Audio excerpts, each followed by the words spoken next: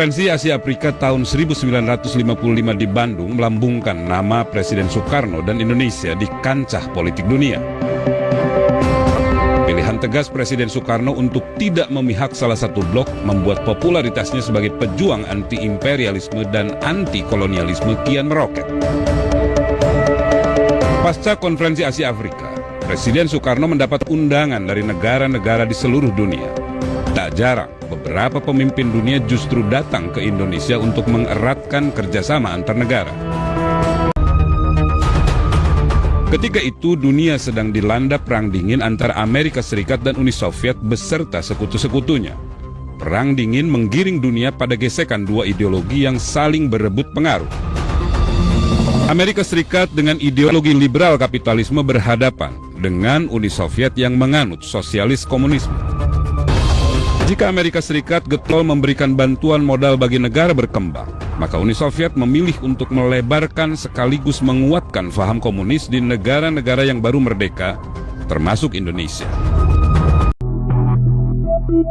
Komunisme di Indonesia hadir melalui Partai Komunis Indonesia atau PKI.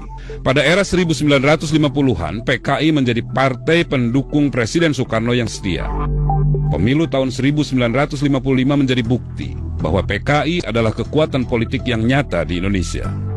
Ketika itu PKI memperoleh 16% suara dan 39 kursi di parlemen dan berada di posisi 4 besar mengalahkan puluhan partai lainnya.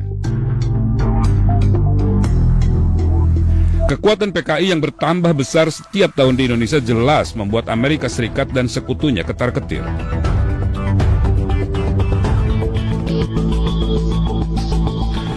Melalui teori domino yang diperkenalkan sejak awal tahun 1950-an, Amerika Serikat menyatakan bahwa kemenangan komunis di satu negara dengan cepat akan menghasilkan reaksi berantai pengaruh komunis di negara-negara tetangganya. Apalagi tak jauh dari Indonesia, Amerika Serikat sedang berusaha melenyapkan pengaruh komunis di Vietnam Utara melalui Perang Vietnam. Merasakan ancaman kehadiran komunis di Indonesia, Amerika Serikat membonceng pemberontakan PRRI di Sumatera dan Permesta di Sulawesi untuk menggulingkan pemerintahan Soekarno.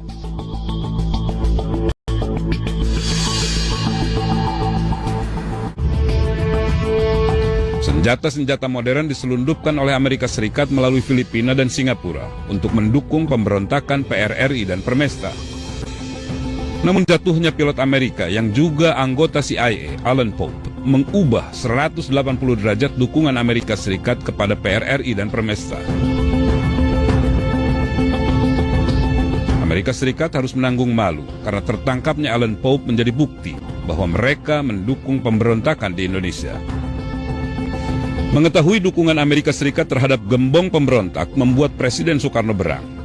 Soekarno semakin lantang menyuarakan anti-kolonialisme dan imperialisme di panggung politik dunia.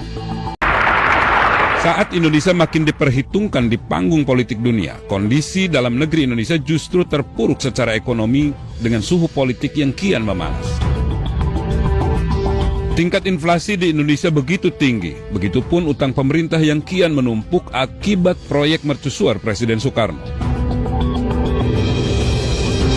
Di sisi lain, Badan Konstituante yang dibentuk Presiden Soekarno tak juga bisa menyusun Undang-Undang Dasar yang baru. Kondisi politik ini berujung pada dikeluarkannya Dekret Presiden 5 Juli 1959. Dekret 5 Juli 1959 berujung kepada sebuah periode politik di mana Presiden Soekarno mengambil alih penuh perencanaan pembangunan, bahkan hingga pemikiran dasar ideologi negara. Konsep pemikiran Nasakom, nasionalis, agama, dan komunis membuat hubungan Presiden Soekarno dan PKI menjadi kian mesra. Lewat Nasakom, hubungan sang presiden dengan negara-negara komunis seperti Tiongkok, Vietnam, Kamboja, dan Korea Utara terlihat makin erat. Garis persahabatan dengan negara-negara komunis ini dikenal dengan nama Poros Jakarta, Phnom Penh, Hanoi, Peking, Pyongyang. Namun di dalam negeri, usaha Presiden Soekarno untuk menyatukan ketiga ideologi nyatanya tak berjalan mulus. Angkatan Darat rupanya menentang dominasi PKI dalam sistem politik demokrasi terpimpin. Konflik antara kekuatan politik ini pun tak bisa dihindarkan.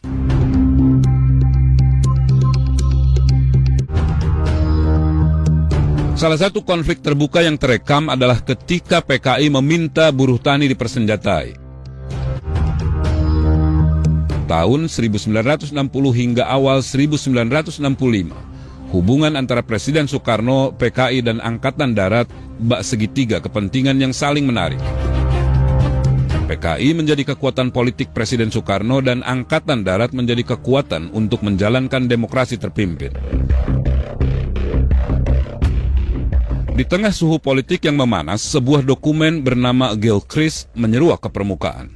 Dokumen yang diambil dari nama Duta Besar Inggris untuk Indonesia, Sir Andrew Gilchrist ini menyebutkan adanya segelintir perwira TNI yang tak loyal kepada Presiden Soekarno dan hendak mengambil alih kekuasaan. Kecemasan Presiden Soekarno akan kebenaran dokumen Gilchrist ini cukup beralasan. Inggris kala itu punya agenda menggabungkan Malaysia yang sudah merdeka dengan Borneo, Sarawak, dan Singapura dalam Federasi Malaya.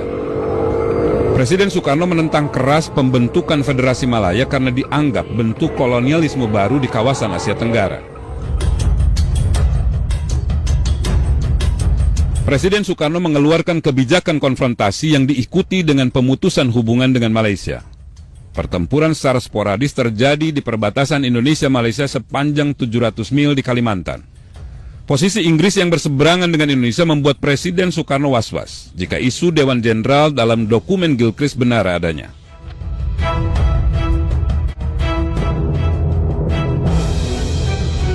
Meski tak terbukti keasliannya, dokumen Gilchrist berubah menjadi isu liar mengenai Dewan Jenderal yang berencana mengkudeta Presiden Soekarno. Situasi politik pun kian memanas dan bermuara pada gerakan 30 September 1965. Sebuah pergolakan yang akhirnya melemahkan kekuasaan putra Sang Fajar. Jumlah korban dari pembunuhan pasca gerakan 30 September ini mencapai angka yang fantastik. Presiden Soekarno pada Desember 1965 membentuk Komisi Pencari Fakta yang dipimpin Menteri Dalam Negeri Maijen Sumarno. Hasilnya, jumlah korban pembunuhan pasca G30S mencapai 80.000 jiwa. Komisi Nasional Hak Asasi Manusia pada 23 Juli 2012 merilis data perkiraan korban mencapai kisaran 500.000 hingga 3 juta jiwa.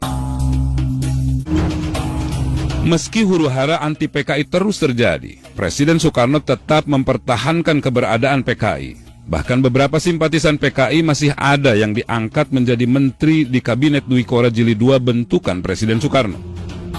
Melihat kondisi ini membuat mahasiswa dan berbagai elemen masyarakat bereaksi keras. Sejak Januari 1966, ribuan mahasiswa turun ke jalan meneriakan Tri Tuntutan Rakyat atau Tritura. 24 Februari 1966, ribuan mahasiswa memenuhi jalanan protokol ibu kota.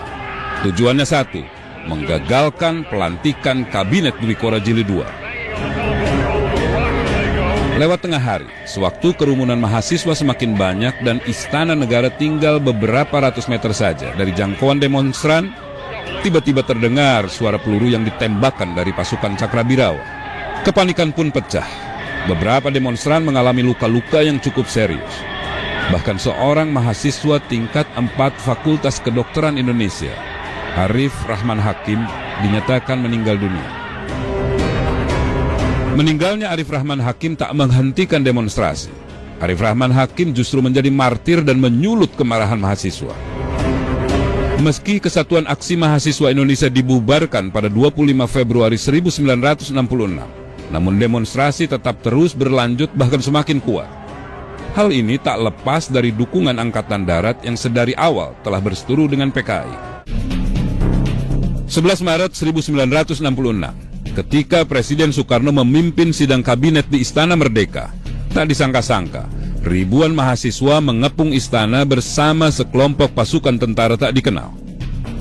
Merasa keselamatannya terancam, Presiden Soekarno langsung menaiki helikopter dan menuju ke Istana Bogor. Di Istana Bogor inilah Presiden Soekarno akhirnya ditemui 3 orang perwira tinggi TNI Angkatan Darat yang mendorong lahirnya sebuah surat sakti bagi Soeharto. Surat Perintah 11 Maret. Super Semar berisi mandat bagi Letnan Jenderal Soeharto untuk mengambil tindakan yang dianggap perlu demi memulihkan keamanan dan ketertiban. Super Semar menjadi kekuatan baru Soeharto untuk langsung membubarkan PKI dan serangkaian tindakan lainnya.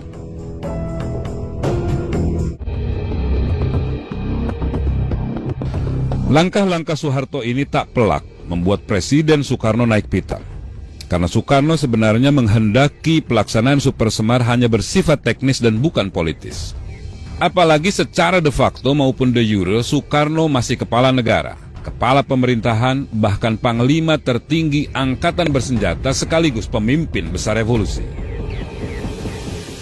Melihat Soeharto terlalu jauh mengambil langkah, Presiden Soekarno berusaha mencabut Super Semar. Pada tanggal 13 Maret 1966, Presiden Soekarno mengeluarkan Surat Perintah 13 Maret yang berisi pencabutan Super Semar. Isi Surat Perintah 13 Maret 1966 terdiri dari 3 hal. Pertama, mengingatkan bahwa Super Semar hanya bersifat teknis, administratif, dan tidak politis. Kedua, Letnan Jenderal Soeharto tidak diperkenankan melakukan tindakan yang melampaui bidang politik. Ketiga, Letnan Jenderal Soeharto diminta datang menghadap Presiden di istana untuk memberikan laporannya. Pencabutan Super Semar oleh Presiden Soekarno tak digubris oleh Soeharto. Ia berdalih bahwa semua tindakan yang diambil demi keamanan negara dan menjadi tanggung jawabnya sendiri. Soeharto semakin percaya diri karena dukungan untuk dirinya bertambah kuat. Sementara ambruknya kekuatan PKI dan kehilangan masa pendukung membuat pengaruh Soekarno kian hari kian menurun. Pertengahan Juni 1966, sidang umum MPRS digelar untuk meminta pertanggungjawaban Soekarno terhadap situasi negara yang dianggap tidak stabil kala itu. Sejak sidang umum MPRS 1966, kesan terjadinya dualisme kepemimpinan nasional antara Presiden Soekarno dan Soeharto semakin hebat. Jabatan Soeharto sebagai Ketua Presidium Kabinet dan Panglima Angkatan Bersenjata membuat ia secara penuh mengendalikan roda pemerintahan. Di pihak lain, Soekarno terus-menerus berteriak bahwa dirinya masih Presiden dan Panglima tertinggi yang sah. Berkurangnya pengaruh Presiden Soekarno diperparah saat ia berpidato di Hari Kemerdekaan Republik 17 Agustus 1966. Pidato ini dinilai banyak pihak sebagai bentuk nyata bahwa Presiden Soekarno masih ingin mempertahankan konsep Nasakomnya. Pidato ini memancing perobekan foto Presiden Soekarno di beberapa wilayah. Bahkan tuntutan agar Presiden Soekarno untuk mundur semakin besar. Awal Februari 1967, Soekarno semakin kehilangan tajinya, sementara Soeharto tinggal selangkah lagi menuju singgasana. Melihat tak ada celah untuk menambal kekuatannya sebagai pemimpin besar revolusi, pada 22 Februari 1967, Soekarno menyerahkan kekuasaannya. 12 Maret 1967, melalui sidang istimewa, MPRS menarik mandat dari Soekarno sekaligus mengangkat Soeharto menjadi pejabat sementara presiden.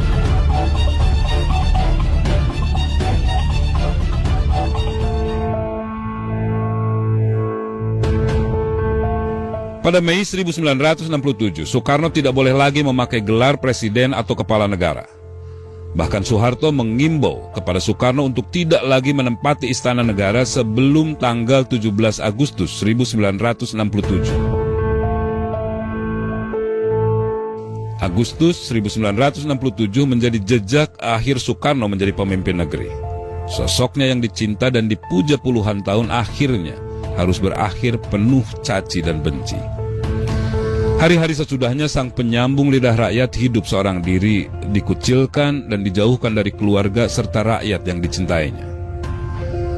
Kesepian dan penyakit ginjalnya dengan cepat menghisap gelora putra sang pajar yang dulu dikenal berapi-api. Inilah babak penutup bapak bangsa yang menyandang status tahanan politik di akhir hayatnya.